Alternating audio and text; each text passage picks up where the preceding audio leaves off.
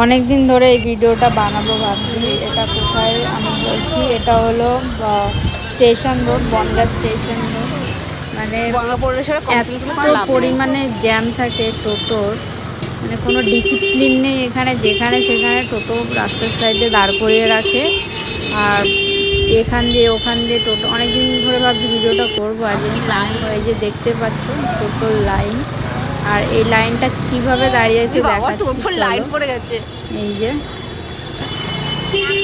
চলো চলো, এই যে এখানে দাঁড়িয়ে আছে, মানে এখানে টোটোগুলো দাঁড়িয়ে আছে, এখান থেকে প্যাসেঞ্জার তুলছে, কোনো মানেই হয় না।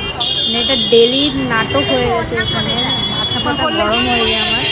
তো জানি না বনগাঁ পৌরসভা এটা কিছু করবে কি করবে না, দেখা উচিত।